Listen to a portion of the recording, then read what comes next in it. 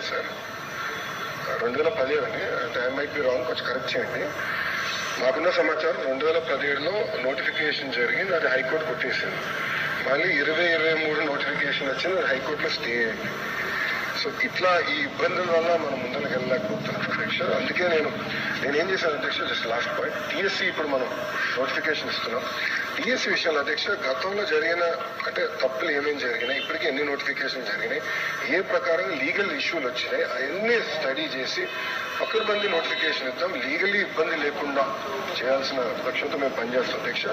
ఈ విశ్వవిద్యాలయాలకు వచ్చే కదా, ఇది కోర్టులో ఆల్రెడీ ఇష్యూ ఉంది కనుక అది ఎట్లా రిజాల్వ్ చేయాలో నేను ఏజీ గారితో కూడా మాట్లాడి అది టేక్ ఇట్ అప్ పర్సనల్లీ.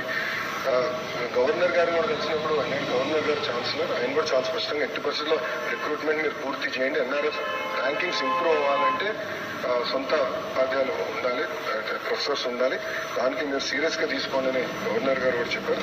అది మేము సీరియస్గా తీసుకుంటామని గౌరవ సభ్యులు తెలుపుకుంటూ, పెద్దలు అన్నట్టు 4330 శాంక్షన్ పోస్టులు ఉంటే కేవలం 1048 పోస్టులు ఇప్పుడు ఫిల్ అయినాయి. 3282 పోస్టులు ఖాళీగా ఉన్నాయి. దానికి వచ్చే సంవత్సరంలో ఫిల్ చేస్తామని ఈ సభాముఖం మీ అందరూ తెలుపుకుంటూ, గౌరవ ముఖ్యమంత్రి గారు నన్ను హెచ్ఆర్డీ మినిస్టర్ చేసినప్పుడు చాలా స్పష్టంగా నాకు చెప్పింది, ఎన్ఆర్ఎఫ్ ర్యాంకింగ్ ఈరోజు ఆంధ్ర రాష్ట్రం 9వ స్థానంలో ఉండి అది 3వ స్థానానికి తీసుకురండి. క్యూఐఎస్ ర్యాంకింగ్ టాప్ 100లో ఒక ప్రభుత్వ విశ్వవిద్యాలయం 5 సంవత్సరాలు ఉండాలని నాకు టార్గెట్ ఇచ్చారు అధ్యక్ష. అది చేసి చూపిస్తాం. Question number 13799. అధ్యక్ష, మొదటి ప్రశ్న సమాధానం లేదండి.